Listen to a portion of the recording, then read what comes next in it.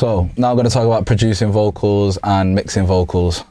So with this, I've got the song here by Aitch, Learning Curve. Two bags in the boot, mine's burbs, and the Birkin's hers. You gotta bend it more when you firm this work. It's a learning curve, yeah. So we actually recorded this one in my studio. On this, I think we used the Aston Spirit mic, which is a pretty cheap, it's a pretty affordable mic, but it's got a rich sound. It's good for the price. We use it a lot because we travel so much. We end up having to buy new microphones, so we've got these ones always. And I think it's going through I've got a Neve 1073, which is a preamp, which helps a lot of the way. If you've got a good preamp, it can help make a cheaper microphone sound more expensive. So that's the recording equipment. On the recording, I'll play the dry recording. If I take everything off. Two bags in the boot, mine's burbs, and the Birkin's hers. You gotta bend it more when you firm this work. So it's a dry sounding recording. I always start with the compressor.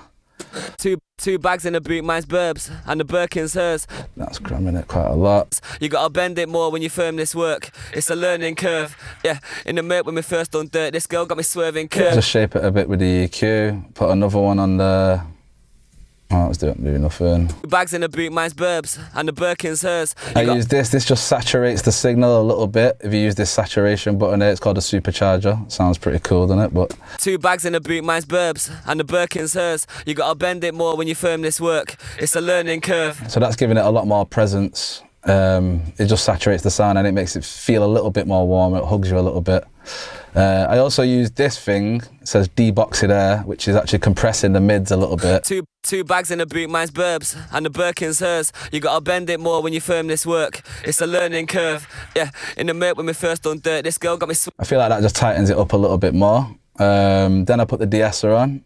Two bags in the boot, mine's burbs, and the Birkin's hers. So whenever he says an S and it's cutting through your ears, which every recording does, you've got to use the de-esser, which will just compress that very particular frequency that you set it to, which is 5K here. You gotta bend it more when you firm this work. It's a learning curve. Then use the Pool Tech EQ by Waves, called Puke Tech on Waves. This one, you actually boost and cut, it says attenuate there. You boost and attenuate the exact same frequency at the same time.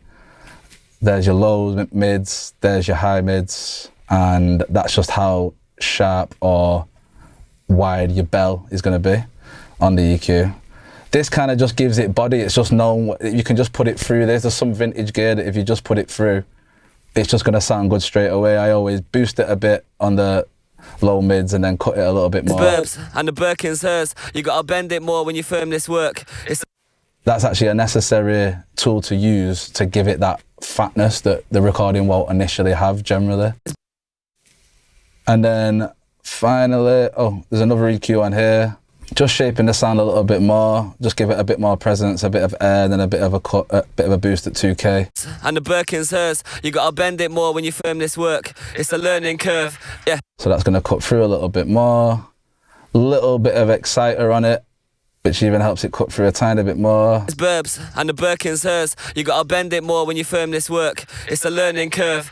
Very subtle. And then finally, this tool that we use a lot called Soothe, which just basically compresses the high mids. So this is a dynamic EQ, so we use a lot. It will recognize the problematic frequencies and in real time sort them out. So you just change that with the depth there on how much you're going to compress the high mids or not. And then, yeah, all them come together. That's my vocal chain that I use. I'm sending a little bit of reverb from the vintage, and then another little bit of reverb. That's a small one that send another big one to it as well. Bags in the boot, mine's burbs, and the Birkin's hers. You gotta bend it more when you firm this work. It's a learning curve. So that's the vocal chain that I use on vocals usually.